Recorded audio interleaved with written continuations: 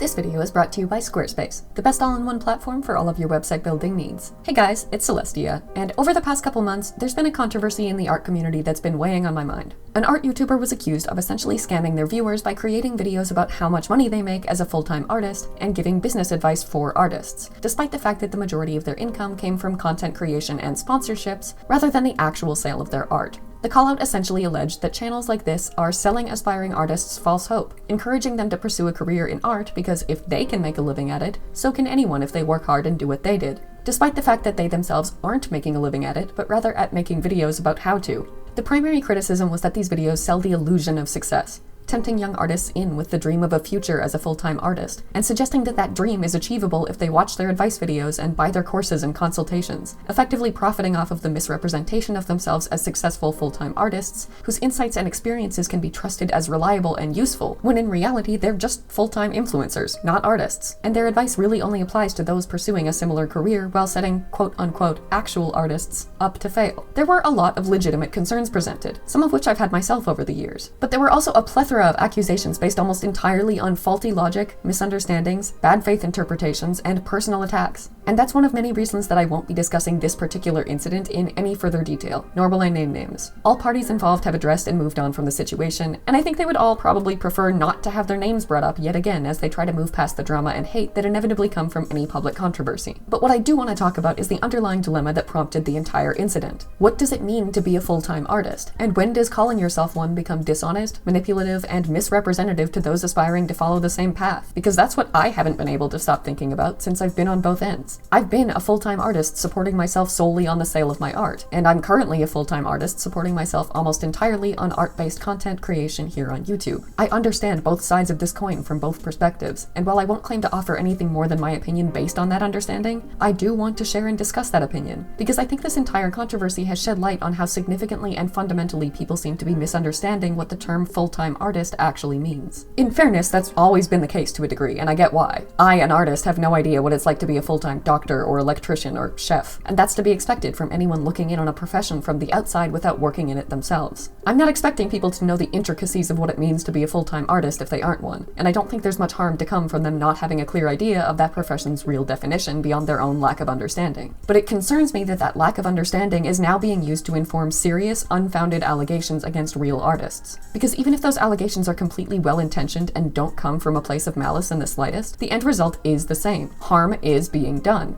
And I think that's worth discussing and trying to prevent, even if the best I can do to try to prevent it is throw in my own 2 cents and offer another perspective to be considered by those of you forming your own opinions. But before I get into all of that, let me first take a moment to thank today's sponsor, Squarespace, a longtime partner of the channel that I've endorsed so much and so passionately that I've gotten more comments than I can count, and definitely more than I can show on screen, saying they're worried for my health and safety when a video starts without me talking about Squarespace. Just like a lot of the art YouTubers I'll be discussing today, I rely on amazing sponsors like them to help me bring as much content and art to life for you guys as possible, something I'm sincerely grateful for. But that is really just the beginning of what they can bring to life. The vision I had for my art portfolio was one that I had struggled to realize for a long time before I found Squarespace, where I was able to find the perfect template for it within minutes that helped me create my dream site exactly like I wanted it to be. But it's not just portfolios that Squarespace is so amazing at helping you build. They have a massive library of gorgeous, professionally designed templates for any kind of site you could possibly need, all of which are completely customizable. It's ridiculously easy to edit any aspect of your site to meet your individual needs, so no matter what template you start from, you'll be able to make it completely your own. And they make all of that even easier with features that help you maximize your site's functionality and visual design tools that help you establish valuable brand recognition, all of which is incredibly important for artists and small business owners alike. And using the Squarespace commerce platform, you can even turn it into an online store, because it lets you do everything from manage your inventory to take sales and even print shipping labels. And as easy as it is for you to sell, it's just as easy for your customers to pay, since Squarespace offers all of the most popular payment methods like Klarna, ACH Direct Debit, Apple Pay, Afterpay, and ClearPay, as well as the option to send individualized invoices to specific clients. Whether you're an artist in need of a portfolio, an entrepreneur building an online store, a creator setting up an interactive blog, or a small business owner making a landing page, Squarespace is the place to do it.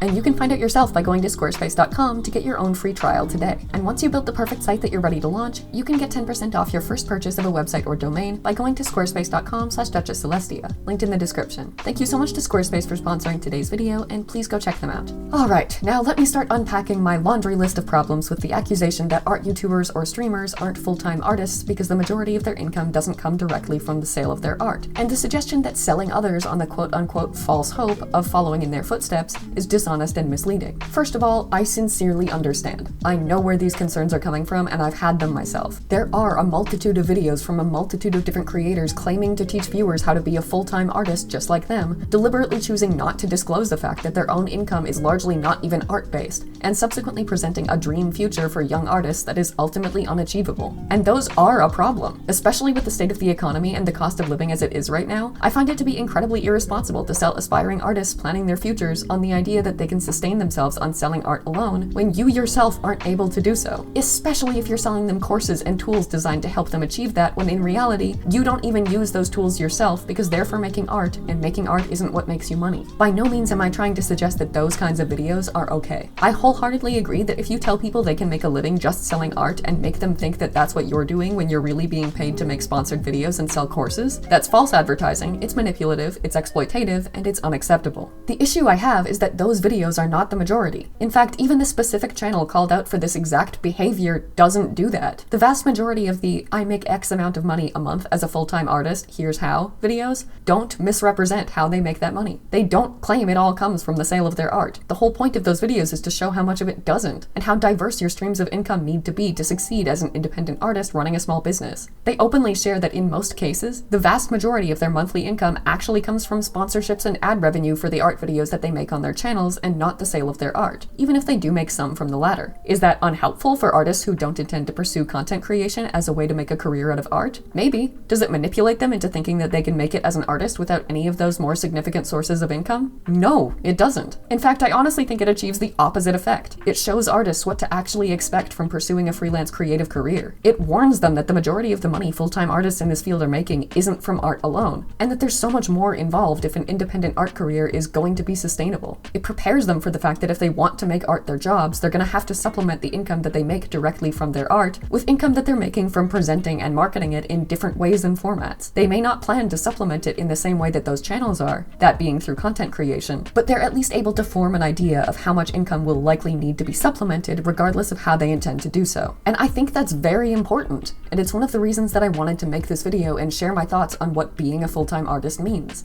because that's really what this comes down to. A fundamental misconception that being a full-time artist has to mean the majority of your income is made from the sale of your art. Before I started this channel, I was a full-time artist. I sold art at artist alleys at anime and comic conventions, sold it online on merch, took commissions, sold paintings, did portraits, and did character design and illustration for a variety of different companies and organizations for marketing purposes. The quote-unquote real full-time artists that art YouTubers and streamers are called out for not being because their income isn't mostly from art, I was one. I fit that definition, restrictive and flawed as I believe it to be. And the vast majority of my time was not spent making art. I would say maybe 30% of my time was actually spent painting, drawing, or creating anything. The other 70% was spent making travel plans for conventions, selling to customers at conventions as what was effectively a retail sales job, packaging orders, giving myself carpal tunnel by using a button press for 5 consecutive hours to make merch, applying for positions, networking with other artists and clients alike, submitting my work to galleries and local markets, marketing my commissions, coordinating with customers, creating signage and displays, collaborating with my peers, and struggling with the daunting task of managing my finances and budget with so many different sources of income that were also unpredictable. In fairness, my income did come more directly from art then.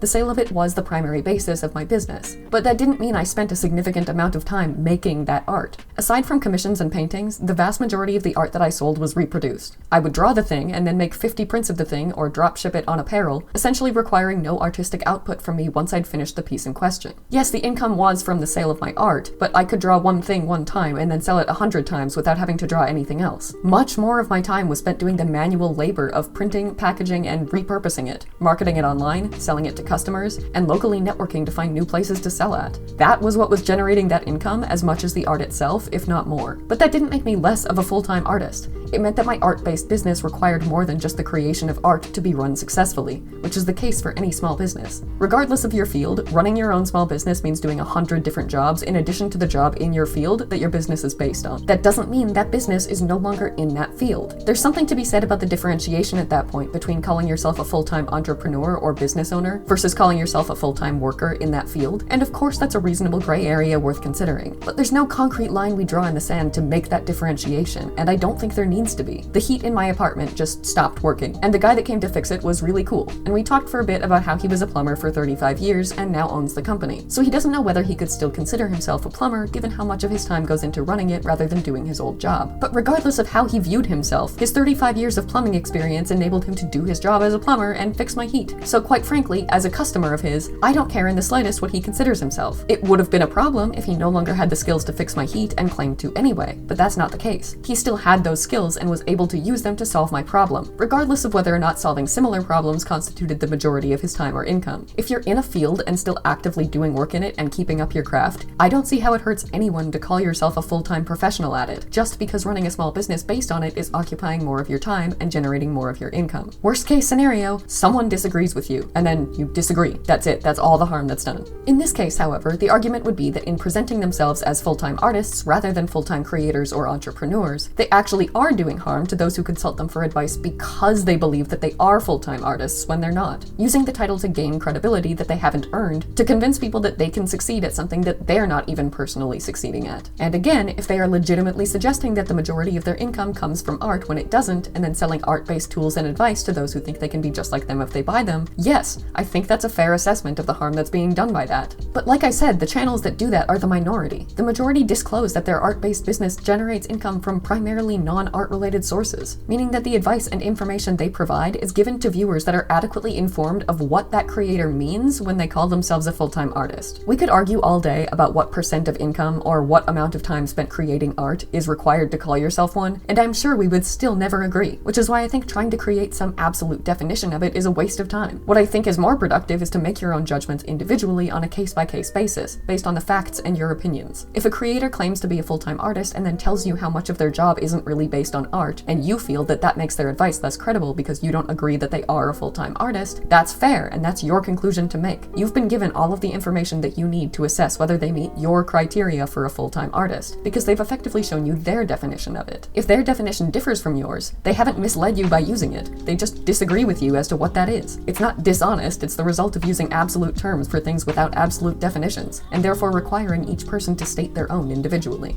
And I think that's what a lot of this has come down to. A lot of people, well-intentioned or otherwise, are trying to give an absolute definition to the term full-time artist, rather than accepting that everyone will have their own just like with any other field. And what matters is that they're transparent about what theirs is, so that you can form an informed conclusion as to whether or not it matches yours. I honestly think if we removed content creators as a type of artist from this equation, there would be a lot less tumultuousness and disagreement. So let's just do that for a second. Instead of comparing a full-time content creator artist to every other type of full-time artist, let's compare a full-time convention artist to a full-time commission artist. Both are running art-based small businesses that involve a significant amount of non-art related work, but I don't think many people would argue with either being considered full-time artists even so. The convention artist could share and even sell advice that's marketed as being from a full-time artist, and while that would be an accurate label, it would be largely, if not entirely, unhelpful and inapplicable advice for the commission artist anyway. That's because ultimately, making art alone is no longer enough to sustain yourself with an art-based career for most independent freelancers, regardless of their niche. Very, very few people can spend the majority of their time making art and make the majority of their income just selling it. Especially with the current state of the economy, there just isn't a market for that anymore. The purchase of art, commissioned or otherwise, is a luxury,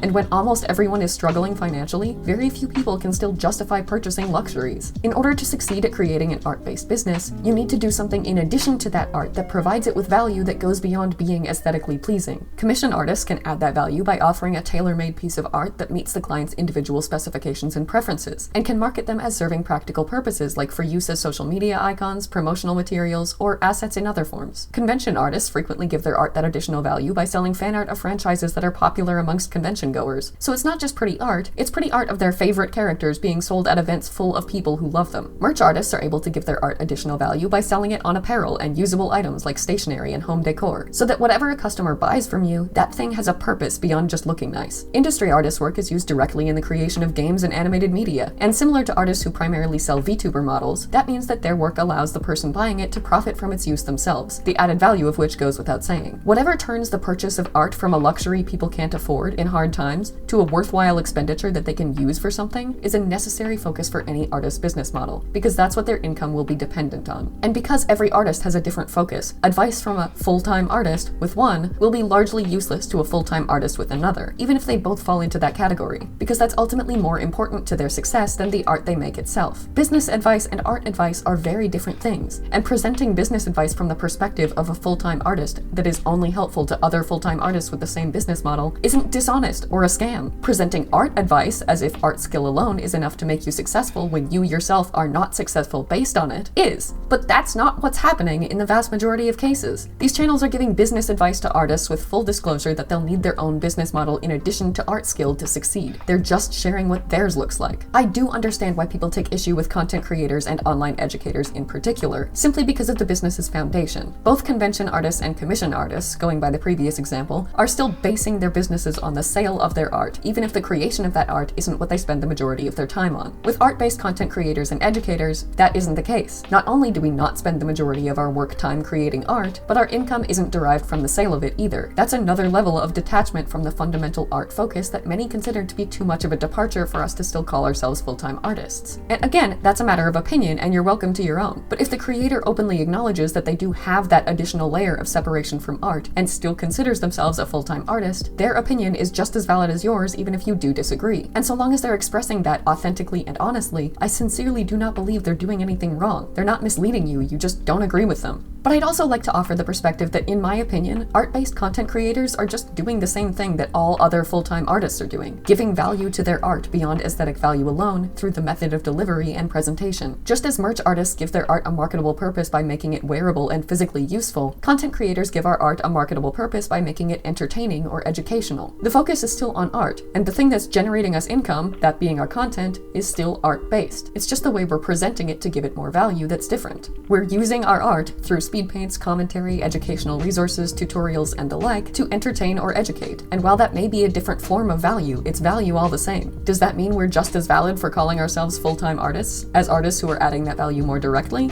I don't know. I think so, but that's just my opinion. And therein lies the problem, because once again, the definition of a full-time artist is decided individually on a case-by-case basis by each person perceiving each artist, without meeting any agreed-upon, universal, objective criteria. So to say that some types of artists are fine to call themselves full-time artists, while others are scamming people by doing so, based on something that's determined by nothing more than opinion, is, to me, not just unproductive, but actively harmful. At the end of the day, the worst accusation that I feel can be legitimately levied against art YouTubers making videos about how they make their money, when that's mostly through content creation, is that it's largely unhelpful to artists who don't want to pursue similar paths themselves. But that's the same for any niche of artist giving advice to another. Because they all have different hooks that add value to their work and allow them to achieve success, the advice that they have to offer will be based on those hooks and not their art. So of course it's not going to help people who don't have the same ones. They aren't selling a lie of hope that you can make it as an artist if you do what they do. They're saying, here's the thing I did to make my art profitable, because you need a thing to make your art profitable. And here's advice that might help you find and manage yours, even if it isn't the same as mine. Making money from art doesn't always look how you think it does. It's not always the direct sale of specific pieces of art, but support in one form or another from people who like it or find value in either it or the way you present it. It's still income generated from being an artist, whether it's from the creation of art itself or not, and income that couldn't be generated if they weren't one and weren't running a business based on their experience as one. Support from brands, sponsors, patrons, channel members, and the like is no different than the support artists have received from wealthy patrons who enjoy their work and brands who want to use it to promote their products or services for ages. A comparison that I've seen a few people make in relation to this issue, and just because it's evolved to look different now for some doesn't delegitimize it. Yes, channels that say, here's what I make as a full-time artist, are making their income in unconventional ways that don't directly come from the sale of their art. And you're welcome to believe that that makes them less legitimate as artists and sources of advice. But those ways are just the modern evolution of the same old ways artists have been sustaining themselves for decades. And demeaning one particular method of making art profitable while giving all of the others a pass feels either ignorant or deliberately hypocritical to me. It's fine to have your own criteria for what makes someone a full-time artist. It's a term without a clear definition, so everyone is more than entitled to their own. But it's not fine to accuse artists of dishonesty or scamming because their definition doesn't match yours. Regardless of how openly and transparently they shared it. I can't reiterate enough that I don't mean to dismiss the legitimate concerns at the core of this issue. There are channels that deliberately set aspiring artists up to fail for their own personal profit, suggesting that they could make a living at art by buying their courses or consultations or brushes or tools, despite the fact that selling those tools is what makes them money rather than the art that they make with them, and that therefore buying them won't help anyone succeed. I agree completely that channels like those are selling false hope, convincing people that their dreams can come true only so they keep clicking on more of their videos about how to make that happen. It is a manipulative, deceitful scam to say, here's how you can make money doing what I do, only to share techniques and methods that you don't use yourself because they weren't effective enough. I don't want to minimize the harm of that type of content, especially because I actually think this whole issue is important to address because it brings attention to that harm too. But in a well-intentioned effort to bring attention to that harm, channels that aren't causing it have been torn down with the ones that are. Content creators that make videos called, here's how I make X amount of money as a full-time artist, and then openly disclose how much of their income comes from aspects of their art-based business that are dependent on their content creation rather than their art, aren't selling a lie. In fact, they're preparing those that view their videos for the reality that being a full-time artist and running a small business means a lot more non-art related work than they might have hoped for or expected. They're showing artists how much of their income is likely going to need to come from the business end rather than the art end, even if the way they generate that income on the business end is content creation rather than merch sales or tabling at conventions. It's still an art-based small business. There is absolutely something to be said about the degree to which those videos are clickbaity if they're titled, I make $3,000 a month as a full-time artist, only for the video itself to explain that $2,500 of that is from brand deals and ad revenue. I understand that criticism, and I don't think it's unfair. From the creator side of the coin, I'm more sympathetic than I was before I started YouTube, because I understand the need to say as little as possible in titles and thumbnails, while getting as much attention as possible because you really only have about 10 seconds at most to convince someone to click on your video. But I understand the frustration on the viewer side of things too, because it can be sincerely infuriating to click a video to hear about one thing, only to reach the end of it and realize that it was actually about something else. It's a valid concern, and I'm not arguing for or against it so much as I'm acknowledging it as reasonable. But even then, worst case scenario,